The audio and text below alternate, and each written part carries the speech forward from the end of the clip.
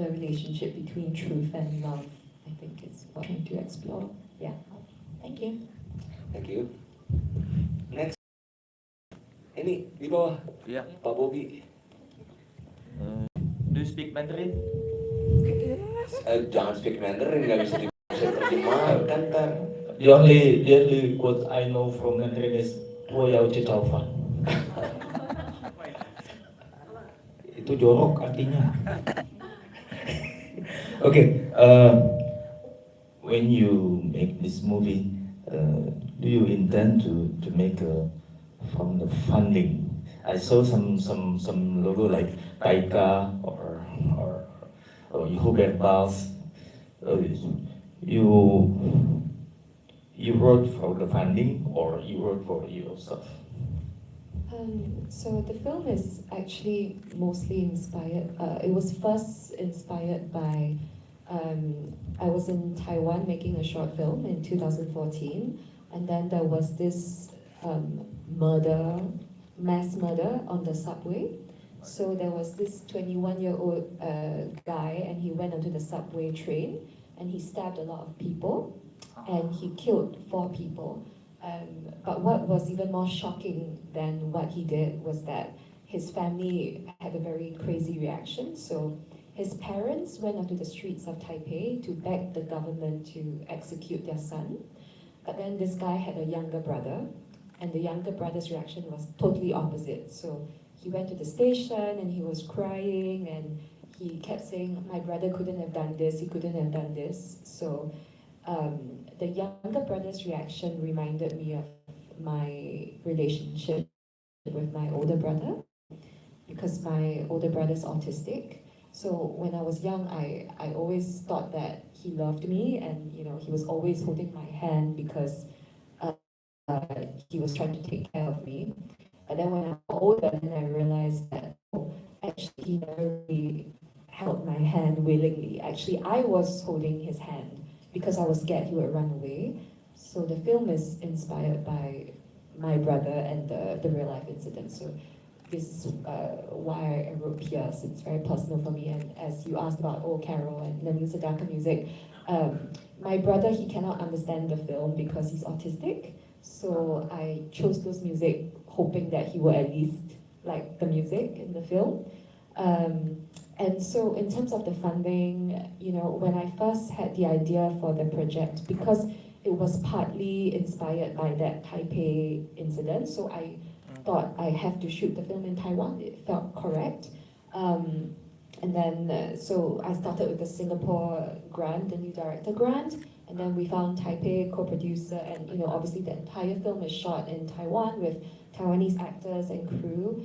And then after that, we had a Polish co-producer come in because I really wanted to work with a European DOP, because I think that it's really good when I feel like art transcends countries and places and cultures. So I really felt that if we had different points of view, like the composer is also Polish. Actually, it's very interesting for some of the rearrangement of the music. For example, in the beginning, like he used like a baby piano, a toy piano, to the sense of childhood and nostalgia.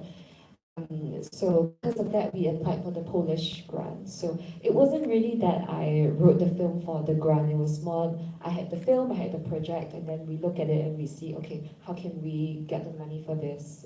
So that was and it was through our Polish co-producer that we got Hubert Bals as well. Yes. Oke, dan sedikit trivia, DOP dari Polandia yang ngerjain film Autobiografi. Juga DOP, ya, salah satunya juga film yang lagi tayang, The Girl with the Needle, yang di sini di Jakarta Cinema. Oke, next. Oke, mana nih? Oke, yang atas dulu ya, sebentar ya. Harusnya ada waktu. Hi. So I wanted to ask, as a storyteller, what makes you inspired to adopt fencing out of all the sports? Because you said earlier that this was partly inspired based on real life incident. I wonder where that fencing aspect comes from. Do you have a personal history with it? I used to be a national fencer for Singapore. I knew a lot of Indonesian fencers because I competed very often. There was this guy at Kofni. His last name was Kofni. He was a Southeast. I think he was gold medalist at some point. I think he won some medal at the Asian Games. But yeah, that was very top Indonesian fencer 20 years ago. But the fencing was only added to the story later. So at first it was, the inspiration was my brother. And then, in the process of writing, obviously especially because my films are all very autobiographical, which makes it even more important that, the characters have to be a little bit similar but a little bit different. So the brother, obviously in the film, he's not really autistic, right? But the thing I took from my brother and from this character is that I couldn't tell what they're thinking. So the younger brother never knows what his brother's thinking. And then as I kept developing the older brother, he became this very manipulative, really smart, like he always knows what you're going to do before you even do it. And then he can predict and change. Then I thought, oh, so, he would be a really good fencer. Because that's fencing, it's strategy and you have to be really, really smart to fence. It's not just physical. So then that's when the fencing got added to the story. And then because I was a fencer, so it was easier, but not really easier, because on the set I became the professional in fencing and everyone was asking me questions. It was very tiring. Yeah. Actually, you got one fan here. Okay, next. Ya boleh. Ini dulu ya. Bravo. Oh udah, ada lagi yang di atas. Oh iya, boleh. Sebentar. Okay, thank you. I'm Rifda. I actually want to ask the same question, but the moment the credit rolls, I try to Google your name and there's come you used to be the national fencer. So I want to ask another question about the casting. I really want to know how you did the cast, because it is very interesting to me to know that you chose fencing as the sports where you had to wear, like helmet and stuff, but you chose some, actors that can speak through their eyes, and that really amazed me. That was the first, and the second one was a bit personal. I heard your brother is an autistic, and I really love how you make the dynamics between siblings. And I'm sorry if this is a bit personal. I have a sister some kind of trouble, and when she had the episodes, like she will like crying a lot, and I'm sorry, like she sometimes if she cannot stop her episode, she will come to me and hold my hand. It will come like 5 or 10 minutes for that, and I just want to know how sometimes it really troublesome, and especially when I have something important to do, but she also needs me to hold her hands, and I really want to know how if you ever had such feelings with your brother, and how to turn those kinds of feelings into something you love, and then you kind of present those feelings for him through a movie. I want to know how you deal with this, and maybe like how I can channel those sometimes negative feelings into something more useful and can reach a lot of people. Thank you. Thanks for the beautiful question.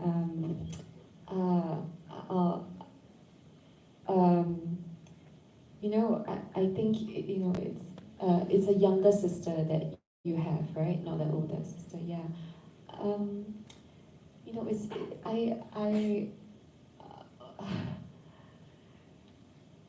So I mean, my brother as well. When we were young, yeah, he used to have a lot of episodes as well. Now he's older, so he's more stable. But I also remember times that he would bite himself, bite me, bite our whole family. So I think maybe I can understand a little bit what you're going through. You know, I think when you're this, you know, one of the reasons I wanted to make the movie is because I think when you're the sibling of someone with this kind of mental disability, it's very different from when you are the adult, because the sibling relationship is forever, right? And I think when you have a sibling like that, you realize when you're very young, okay, so I'm the person that looks after this person forever. I don't really know how to, I mean, how to into something useful. I think by you being there for your sibling is really very useful. You don't have to think about turning it into something else.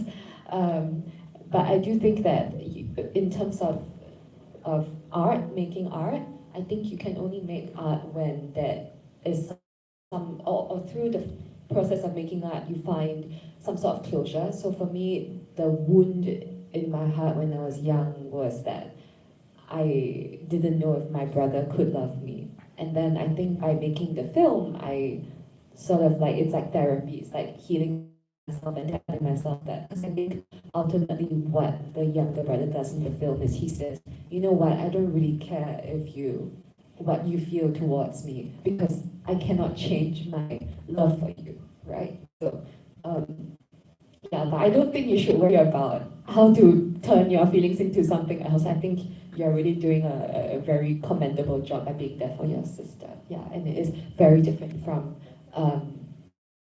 being the parent. It's very different. It's a completely different experience.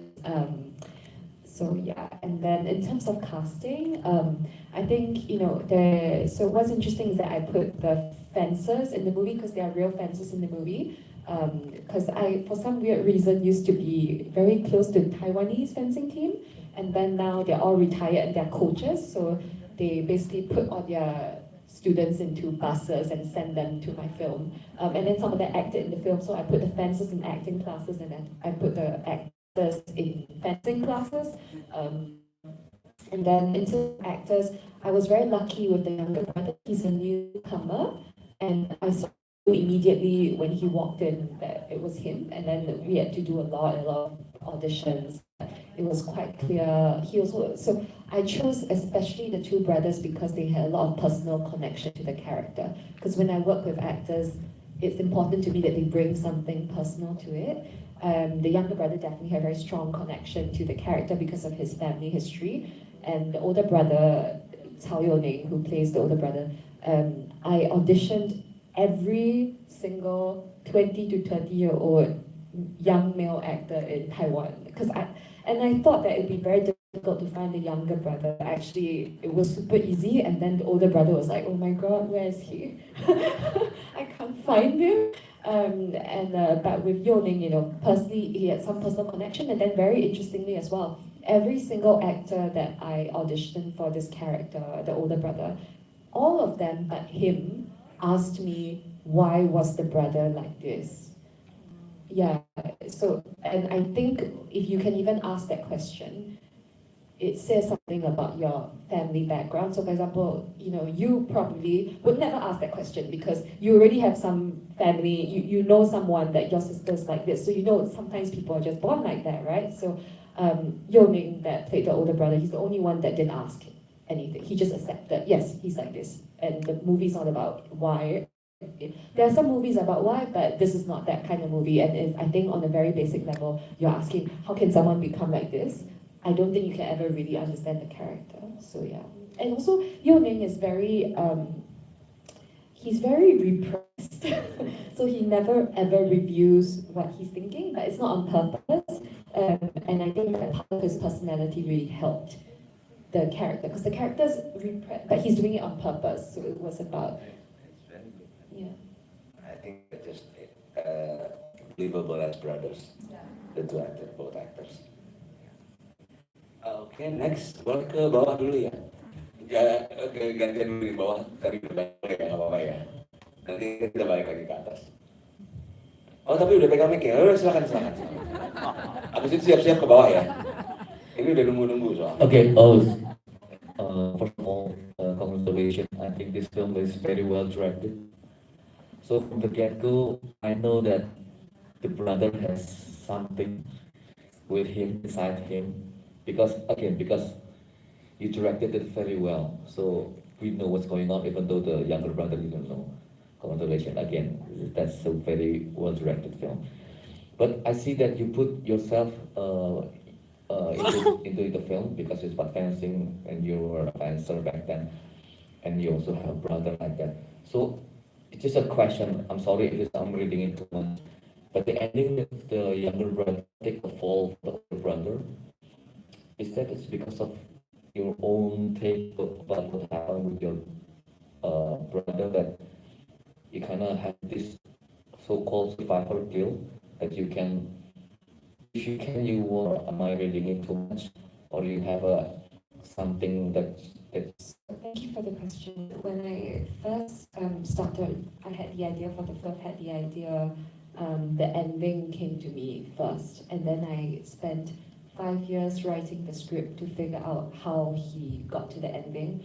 So I guess in the process of creation, it's really just that I had this idea for the film. It was about two brothers, and one of them was kind of a bit psychotic, and then the next thing was that I was like, okay, the younger brother is going to take the fall for the older brother. And then for 5 years I wrote to find out why, because to me, the cliche answer is because he loves him.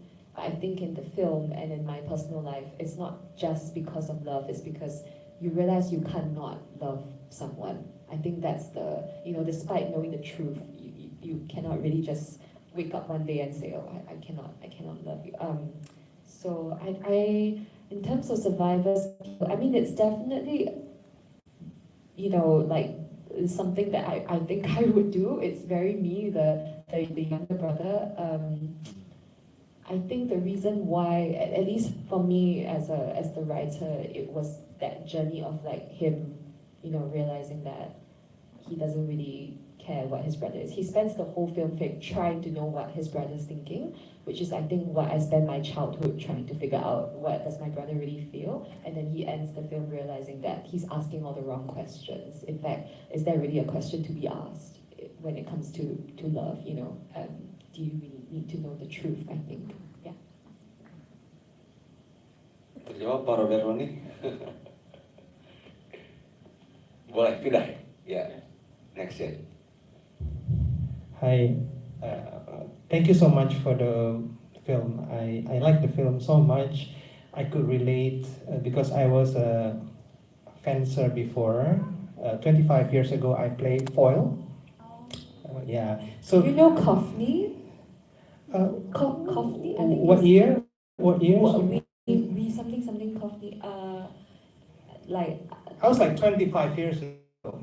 Like 1999. Oh, okay. I don't think he was. I played in GB Kasulayan at the time, okay. so I could relate that this is the first movie that I booked from the whole entire JWC because fencing.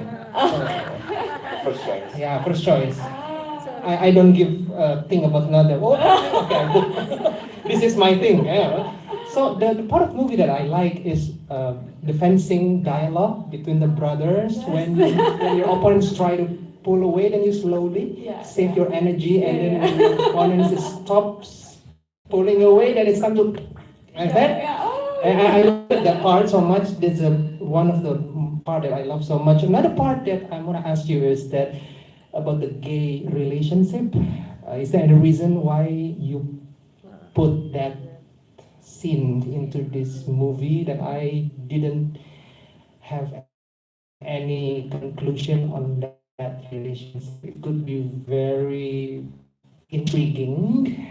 I'm curious to see how's that relationship unfold. Yeah, because I have also many friends in Jakarta who are homosexuals. So thank you. I think it actually is quite funny, the audience reaction to the kiss. I was laughing. I cannot understand what they say. What they saying? So I think like maybe because I wrote the script for about 5 years, and about 1 year into the writing process, it creatively, just emotionally, it just made sense that the younger brother was gay. I don't know why. I think some things are just not intellectual. It's just in the artistic process, it just happened. I think, so one of the, and sometimes in the process of creation and then the production, it sort of all came together because in a way, I didn't want the film to be seen as like gay first love. I just wanted it to be seen as first love. And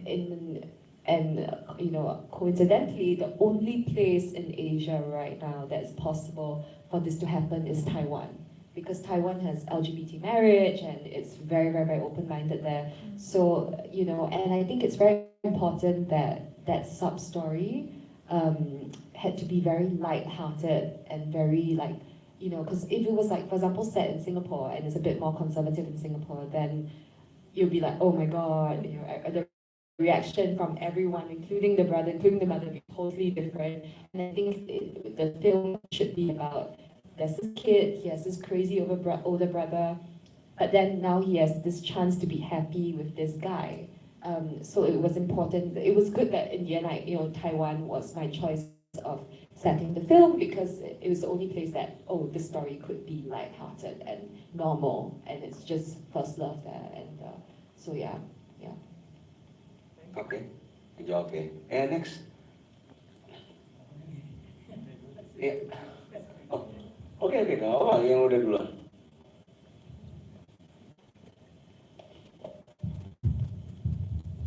I want to ask about up to this point. What about like from the perspective of the parents, like in this case the mother, where she's trying to find this love? Is it something personal experience, or is it something that you come up as you write for 5 years? That's the question. Thank you. Thank you. So an older brother, and it's totally different. Has a totally different belief from the younger brother. For the mother, it was much more. It was partly personal in the sense that I could see that parents and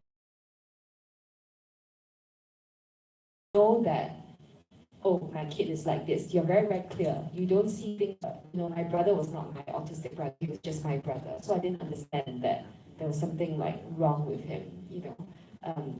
That's why it was important that the mom is she sees everything super clearly. It's totally black and white to her, and she's really, and it was important to me while working with the actress and writing the script that the mother doesn't appear to be evil. She's totally justified in saying what she does and her choices, and I think the actress managed to find a lot of empathy and humor in the character as well. So yeah, thank you. Oke. Satu pertanyaan lagi ya, boleh ya? Yeah. Okay, hello, by the way, congratulations on the film. I really like your film, by the way. Thank you. Okay, I have a short question. I want to know what inspired you to make the visuals of the film, because the first time I read curtains, I thought, maybe, I don't know, but I would like to know which parts of the film are inspired by other films. That's all. Thank you. Oh, interesting. I'm glad for the comparison, but I don't really. What parts of the film? Okay, so I think actually the first thing I worked very closely with my art director and DOP, and my art director, when she read the final script, she was saying that in a strange way the film is like a dream, and actually at the end with the editing of the film I kind of intended it for it to become almost completely like a dream at the end, so you don't really know at the end when he takes the fall for the brother how much of it is in his head or how much of it is is real. So the first thing, so that's why a lot of the scenes, the sprinkler scene, it's meant to be it's like a long take, and it's meant to be a bit surreal. So you're wondering, is my brother too good to be true? Is he here teaching me, but does he really mean it? So a lot of the scenes are made in this more dream-like way, so that makes you question: is the brother, what his real intentions are? Because isn't he supposed to be this killer? But why is he so nice to me? That kind of thing. So, and then the other thing that I worked on a lot with my DOP was how to photograph the fencing, because I didn't want to do. I think when you think about fencing, people always think like, it's like the piece. So they would think, for example, it wouldn't be 1.66, it would be like a 2.41, right? Yeah, 2.39 kind of aspect ratio. But actually, if you're a fencer, and this is this is not like a movie that you see from afar. This is a movie that you enter the characters, so you'll be in the headspace and the eyes of the characters. And as a fencer, when you look at your opponent, this is like, you see your opponent, you don't see this long piece, right? You see like the distance between you and your opponent. And then it also mirrored the two brothers looking at each other, right? Like, who are you really? Do you really care about me? That kind of thing, which is why I chose 1.66 and chose to frame things with like close-ups and that kind of thing. And for the curtains at the end, before the red even came into play, it was more about, we were actually thinking more about the curtains moving. That was what we were focusing more on, because that's when the film sort of really becomes a dream, and it becomes visually like, the whole film we've hinted that the brother's not real, he might not be real, might be, like, is he faking it or not? And then at the end, and then the colors weren't really inspired by any film. I was just looking for a nice red.